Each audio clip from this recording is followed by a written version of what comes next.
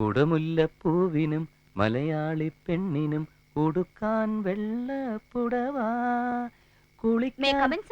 Yes come in.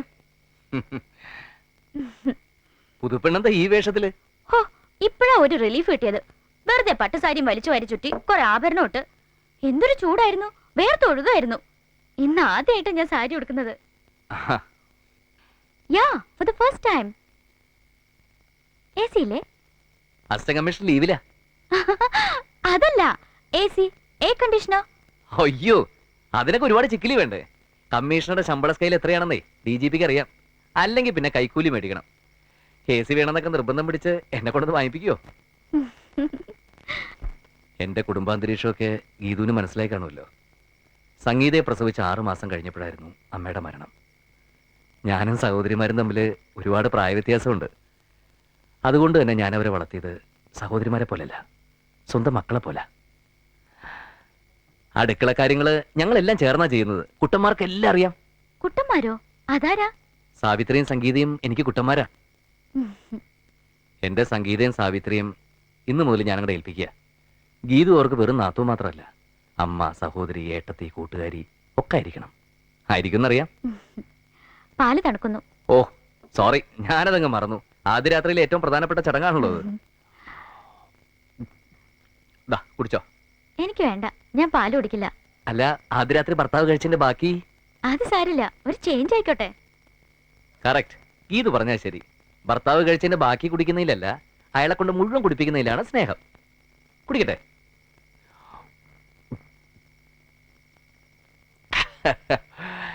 ഇനി light അണയ്ക്കണം, കിടക്കണം. എന്താ അതിലും വല്ല വ്യത്യാസമുണ്ടോ?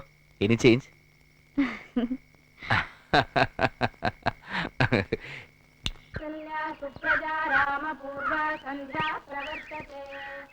ഇടുക്കിയിൽ ഭൂമി കുലുക്കം, മലവെള്ളപ്പാച്ചിലിൽ വൻ നാശനഷ്ടങ്ങൾ ഉണ്ടായി. ചായ.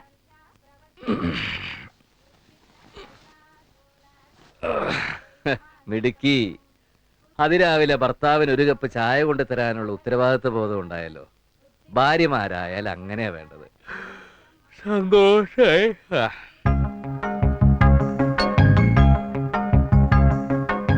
ഇന്നലെ ബാക്കി പാല് നിരസിച്ചപ്പോ ഒരല്പം വിഷമം തോന്നി. തണ്ടല്പം കൂടുതലല്ലേന്നൊന്ന് സംശയിച്ചു. പക്ഷെ ഇപ്പൊ അതൊക്കെ മാറിട്ടോ. രാവിലെ കുളിച്ച് ഈറൻ മുടിയിൽ തുളസിക്കതിരും ചൂടി ചന്ദനക്കുറിയും ചാർത്തി കയ്യിൽ ആവി പറക്കുന്ന ചായയുമായി എന്റെ മുന്നിൽ അവതരിച്ചു നിൽക്കുന്ന മലയാള തനിമയുള്ള സുന്ദരി ഗീതാ റാണി, നിനക്ക് സ്വാഗതം. നിങ്ങളോ? ഞാനെന്തൊക്കെയോ ഉറക്കപ്പിച്ചിലിങ്ങനെ. എല്ലാം കേട്ടു. സഞ്ജീവൻ ഐപിസിന്റെ പ്രേമസാഹിത്യം കലക്കി കേട്ടോ. അപ്പൊ എടുത്തിന്നലെ ബാക്കി പാല് കുടിച്ചില്ലല്ലേ? എന്താ എന്താ എത്ര ചിരിക്കാൻ? ജോക്ക് വല്ലതാണെങ്കിൽ ഞാനും കൂടി കേക്കട്ടെ. അല്ല, ഞങ്ങൾ ചായ ഉണ്ടപ്പം ഏട്ടത്തിയാണ് ധരിച്ച്. ഏട്ടൻ കൊറേ ഡയലോഗ്. ഏട്ടത്തി ഒന്ന് കേൾക്കണമായിരുന്നു. നല്ല സാഹിത്യം. അതാണോ കാര്യം? ഇതുവരെ നിങ്ങളെ സഹോദരനും സഹോദരിമാരും തമ്മിൽ വലിയ സ്നേഹത്തിലായിരുന്നിരിക്കാം. പക്ഷേ ഇനി മുതൽ വൈഫിന് എവിടെ സ്ഥാനം, അത് മറക്കരുത്.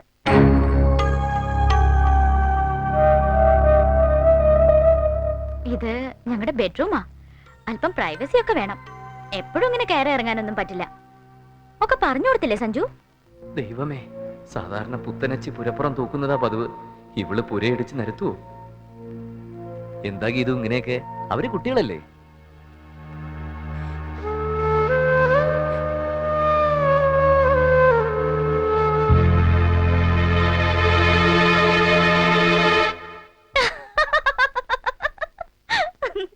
എന്താ പേടിച്ചു പോയോ?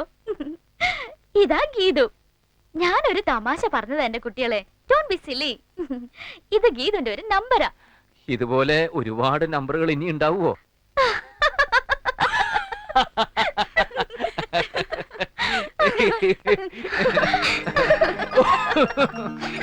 Excuse me, madam, food?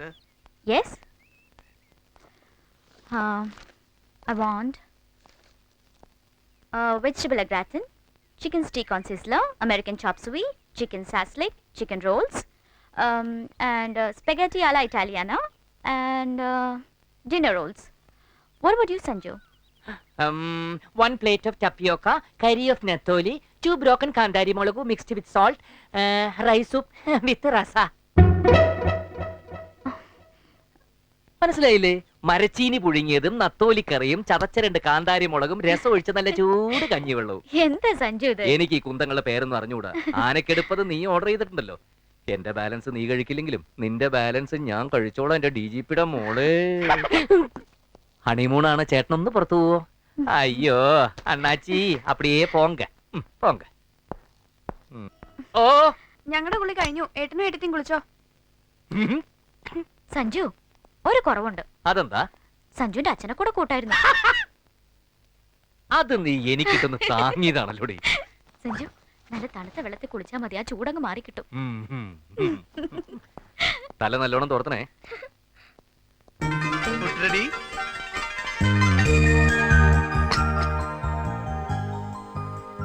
Hi, അയ്യോ എന്തുമാത്രം സാധനങ്ങളാ! ഇതെന്താ ഏട്ടത്തി? അമേരിക്കൻ ചോപ്പ് സ്വീ. ഇതെന്താ ഇങ്ങനെ ഇരിക്കുന്നേ? അതങ്ങനെ ആയതുകൊണ്ട്. എനിക്ക് നല്ല വിശപ്പെടുത്തി, ഞാൻ കഴിച്ചോട്ടെ. സഞ്ജു ഇവർക്ക് വിശക്കുന്നു, കഴിച്ചോട്ടേന്ന്. ആ കൊടുത്തോ. ഞാൻ എടുത്തുതരാം. ഞാനൊരു അവിവാഹിതനാണെങ്കിലും മറ്റുള്ളവരുടെ ഹണിമൂൺ കഥകൾ കേൾക്കുന്നത് എനിക്ക് വളരെ ഇൻട്രസ്റ്റ് ആണോ. താൻ പറഞ്ഞു അങ്ങനെ ഷോപ്പിംഗ് കഴിഞ്ഞ് മുറിയിൽ കയറി കഥ കടച്ച് ബോൾട്ടിട്ടു. എന്നിട്ട് അങ്ങനെ ഓസിന് സാർ എല്ലാം കേട്ട് സൂഹിക്കണ്ട. കാശ് മുടക്കി ഒരു പെണ്ണ് കെട്ടണം സാർ. വേണ്ടടോ, ഇംഗ്ലീഷുകാർ പറയാറുണ്ട് ഒരു പുരുഷൻ ലൈഫിൽ 3 റിങ്ങാ ധരിക്കുന്നതെന്ന്. വിവാഹ നിശ്ചയ ദിവസം എൻഗേജ്മെന്റ് റിംഗ്, വിവാഹ ദിവസം വെഡിങ് റിംഗ്, വിവാഹം കഴിഞ്ഞാൽ സഫർ റിംഗ്, അതായത് സഫറിംഗ്, കഷ്ടപ്പാട്. എനിക്കിനി വയസ്സുകാലത്ത് സഫർ ചെയ്യാനൊന്നും പയ്യടൂ. മഹാകവി ഉള്ളൂർ പാടിയിട്ടുണ്ട്, ഉത്തമതരനായി വാഴണം പുമാനെങ്കിൽ വിത്തവും കൊതിച്ചിടാ സ്ത്രീധന സമ്പർക്കവും എന്ന്. ഉള്ളൂർ അങ്ങനെ പാടിയിട്ടുണ്ടോ സാർ? അതിന് താൻ ഉള്ളൂരിന്റെ എല്ലാ കാവ്യങ്ങളും വായിച്ചിട്ടുണ്ടോ? ഇല്ല. എന്നാ താൻ വായിക്കാത്തതിലുള്ളതാ. ശരി സാർ. മിസ്റ്റർ സഞ്ജീവൻ, ആ ചൈതന്യ നഗറിലെ ഇഷ്യൂ വീണ്ടും പോകുന്നുണ്ട്. അതൊരിക്കൽ സോൾവ് ചെയ്താണല്ലോ സാർ. ആണ്, പക്ഷെ എന്തോ ദുരൂഹതകള്. ഹോം സെക്രട്ടറിയുടെ ഓഫീസിൽ നിന്ന് വിളിച്ചിരുന്നു. ചിലപ്പോ താൻ തന്നെ ആ കേസ് നേരിട്ട് ഹാൻഡിൽ ചെയ്യേണ്ടി വന്നേക്കും. Okay sir. സാർ, മാഡം വീട്ടിൽ നിന്ന് ഫോൺ ചെയ്തിരുന്നു. സുപ്രിയ TV-ക്കാരെത്തി, ഉടനെ അങ്ങോട്ട് ചെല്ലാൻ. ആ എന്താണോ TV-ക്കാരൊക്കെ താൻ അഭിനയം തുടങ്ങിയോ? അല്ല സാർ, ഇത് ഈ മനം പോലെ മംഗല്യം പരിപാടി. എന്തോ മാതൃകാ ദമ്പതികളെ തിരഞ്ഞെടുക്കാനുള്ള ഒരു പ്രോഗ്രാം. അതിന് നിങ്ങൾ മാതൃകാ ദമ്പതികളാണോ എന്ന് തീരുമാനിക്കാൻ സമയമായിട്ടില്ലല്ലോ. അതൊക്കെ TV-ക്കാര് തീരുമാനിച്ചോളും സാർ. ഹായ് സഞ്ജു. ഹലോ. ഇതാരിത്? ഐശ്വര്യ റോയ്ക്ക് സുസ്മിതാ സെല്ലുണ്ടായ മോളോ? അതെ, ഡ്രസ് കലക്കി. Thank you. എന്നാ പെട്ടെന്ന് IPS പോയി ഒരു ഷാരൂഖ് ഖാനോ അമിതാഭ് ബച്ചനോ ആയാലും. സമയം വൈകുന്നു. ഓക്കേ. ചായ. ഷൂട്ടിങ്ങിന് പോകാനുള്ള ഡ്രസ്സാ, മതിയോ നോക്ക. ധാരാളം മതി. ഏട്ടനും എടുത്തി അഭിനയിക്കുന്ന സിനിമ എന്നാ TV-യിൽ വരുന്നേ? സിനിമയല്ല കുട്ടാ, ഫാമിലി ഷോ. അവരെപ്പോഴെങ്കിലും കാണിക്കും. രണ്ടുപേരും തകർത്ത് അഭിനയിച്ചേക്കണം കേട്ടോ.